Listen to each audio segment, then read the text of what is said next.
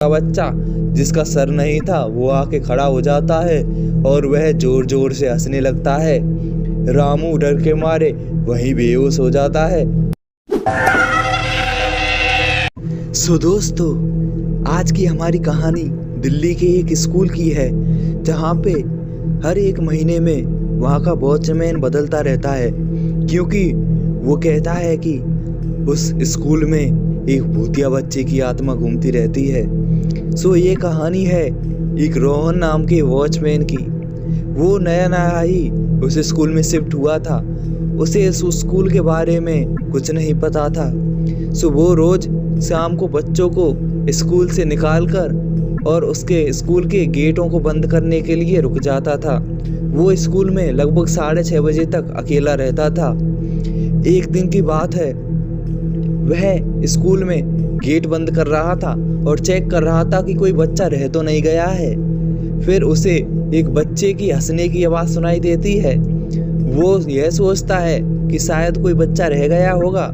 सो वो है उसे देखने की कोशिश करता है, लेकिन वो लड़का उसे भागता हुआ दिखाई देता है और वो लड़का 2nd फ्लोर की ओर जा रहा था। सो रामू सोचता है कि वह कोई बच्चा रह गया होगा, जिसका सामान रह गया होगा, इसलिए वह भागता हुआ ऊपर की ओर जा रहा है। तो रामू भी उसके पीछे पीछे भागता है और वह 2nd फ्लोर पे जाता है, तो वहाँ उसे कोई दिखाई नहीं देता है। फिर नीचे उसके पास स्कूल के पास में एक मकान था, तो उस मकान पे भी एक गार्ड रहता था। तो वो नीचे आके रामू को आवाज़ देता है। रामू नीचे आ जाता है, फिर दोनों बातें करने लग जाते हैं और वह भूल जाता है कि उसने एक बच्चे को भी देखा था। फिर वो शाम को अपने कैबिन में सोने चला जाता है। कैबिन में सोने के टाइम लगभग 11 बजे उसे याद आता है कि उस स्कूल में उसे एक बच्चे की आवाज़ सुनाई दी थी और उसने एक बच्चे को देखा था।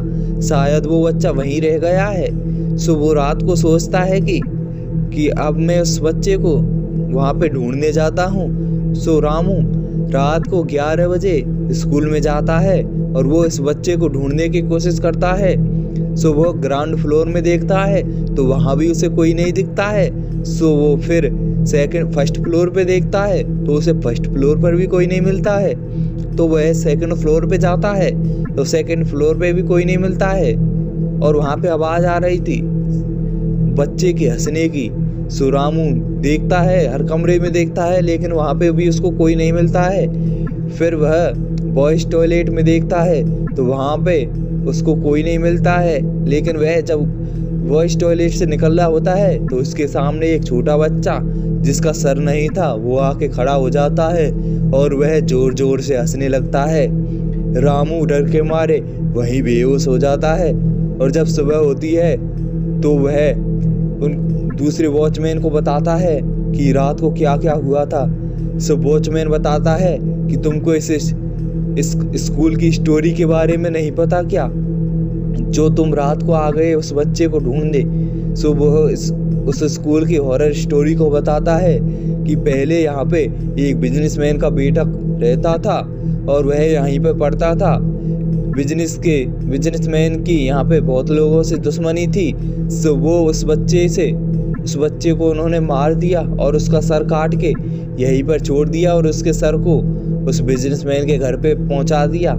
सो इसी दिन से वहाँ पे उस बच्चे की आत्मा भटकती रहती है।